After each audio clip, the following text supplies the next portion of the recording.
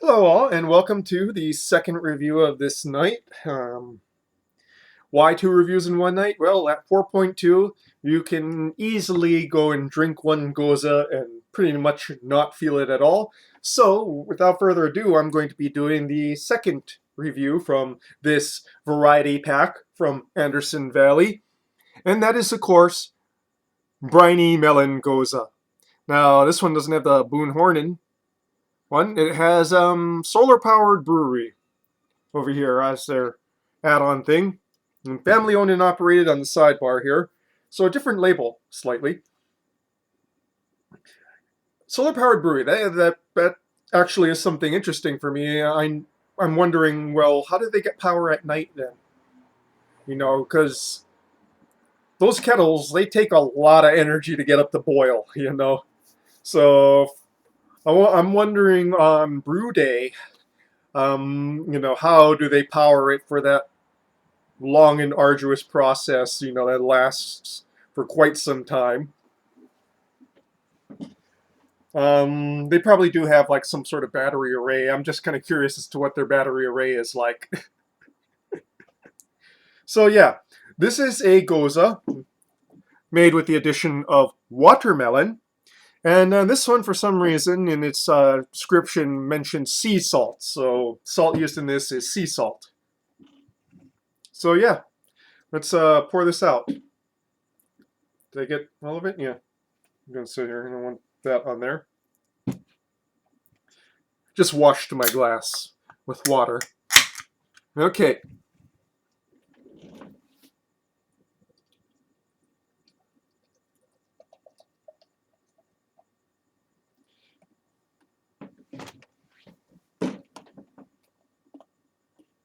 Really, not much of a different color. I'd say it's about a shade lighter of yellow-orange than, the rose, framboise rose, with a fizzy white head that's quickly dissipating. So let's just get straight to the nosing, shall we?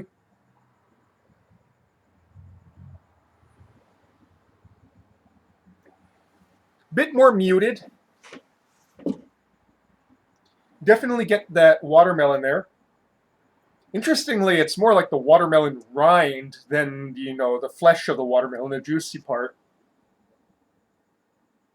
Very green, kind of almost vegetal.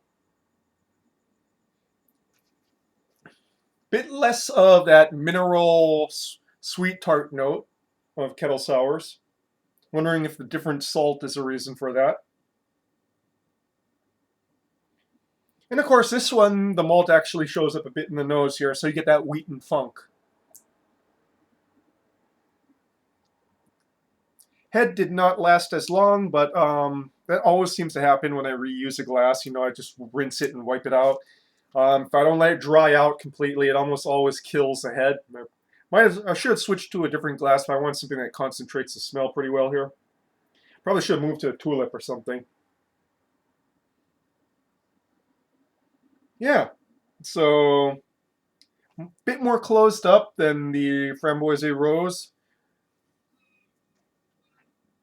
but definitely, get that minerality, got that watermelon, especially watermelon rind, and, that wheat malt. Okay, onto the palate now.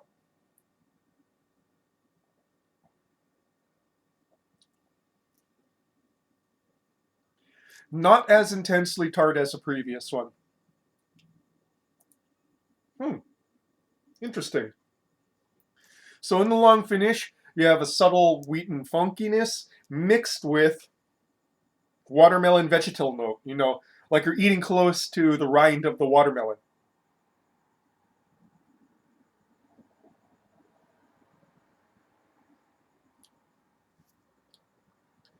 Up front, you get saltiness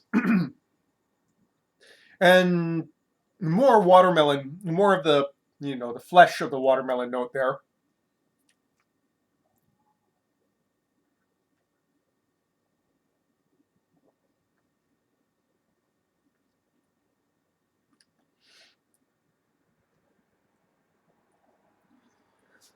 And saltiness is most intense in the mid to finish.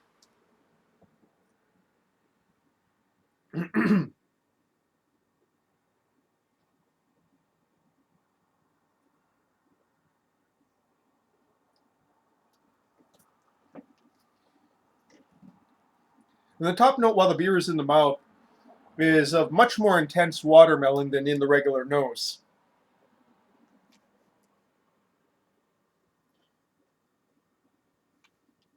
The watermelon is very natural. It doesn't taste like, Jolly Rancher watermelon, which a lot of, um, beers or other things that use watermelon as an adjunct do. It really tastes like natural watermelon, particularly due to that rind note that the watermelon has. That's pretty rare in watermelon flavored things.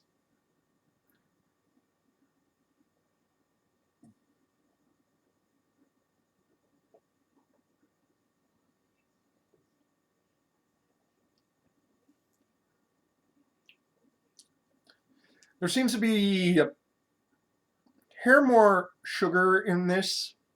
You know, it's not sweet by any means, but I definitely get a sensation of sweetness to it underneath the tartness and saltiness.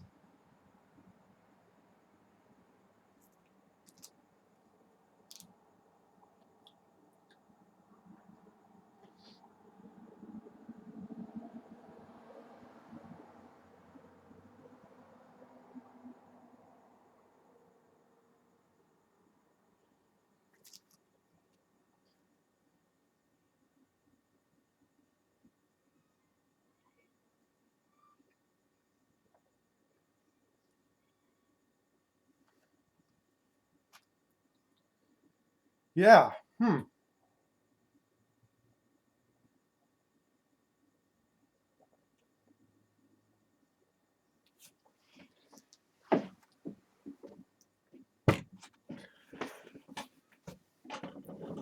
So this one's not as challenging as the previous one, but in some ways I find it a bit more enjoyable.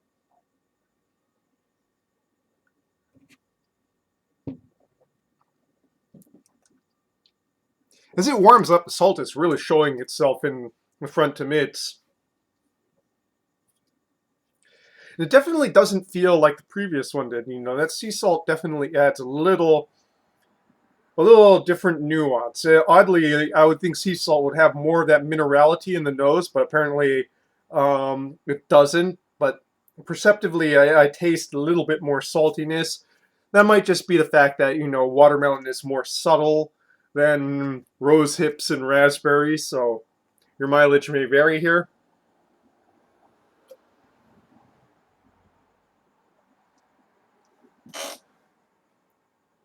But yeah, well, I found both of them pretty enjoyable. This one I enjoy a little bit more. Because I would guess because of that sea salt difference, as well as the fact that it tastes like very authentic watermelon, not fake watermelon at all. So, Briny Melon Gose from Anderson Valley, you know, um, makers of most of the Goses I've reviewed because they're pretty hard to go and find here in Hawaii. But I'm glad I found that box set. And that is your beer review for this evening. I guess one of these work nights I'll review the other two. Cheers.